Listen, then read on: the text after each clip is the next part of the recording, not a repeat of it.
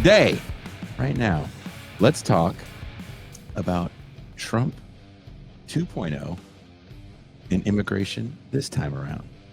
During his first term, Donald Trump tapped into xenophobic fears of a Latin American invasion, painting a picture of a marauding horde threatening the so-called American way of life.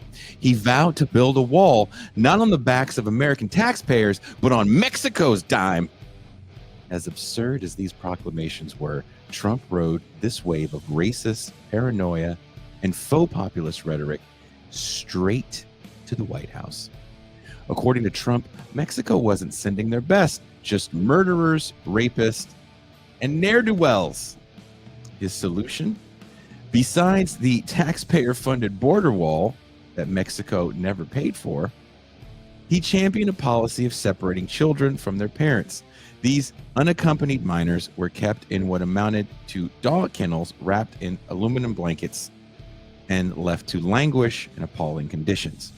When news of these atrocities broke, Democratic members of Congress flocked to the border to inspect the facilities and decry Trump's child separation policy.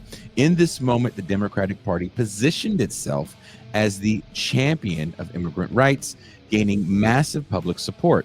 Sanctuary cities began to emerge in blue districts, some in name only, others offering real refuge by refusing to cooperate with ICE. Yet, despite these symbolic and substantive efforts, the fight for immigrant rights has largely withered since Joe Biden's election. Biden's administration, despite the lofty promises, maintained a hardline approach to immigration, often deporting migrants at a rate that even now Trump 2.0 hasn't matched. But Trump is never one to be outdone, especially on his signature policies. Recently, Trump invoked the Alien Enemies Act of 1789, the same legislation used to justify the internment of Japanese, German, and Italian Americans, mainly during World War II. This time, his target is the Venezuelan gang Tren de Agua. I kept saying Tren de Agua. I think I spelled it wrong, but it's not. It's Aragua. Aragua. I said it wrong, and I apologize. I apologize to any gang members I offended.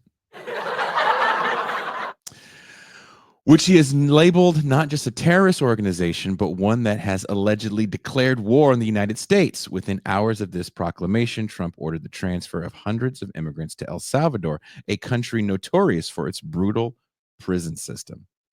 But how real is this threat? Little is known about the true size or capacity of Tren. Just call him Tren. That way I won't offend anyone. I think it's Aragua. But I don't want to be wrong and get fucked. I don't want any Tren de Aragua people to see me on the streets and you don't understand our name. I know. I just speak really shitty Spanish.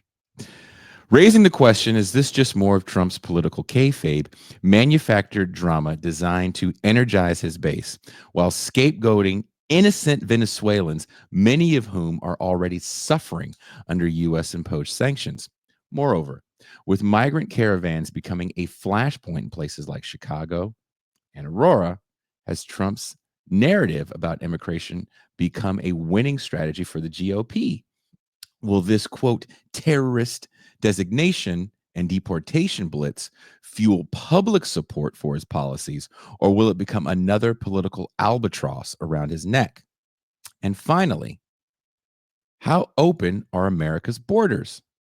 The right continues to scream about a porous frontier, but is that narrative rooted in reality?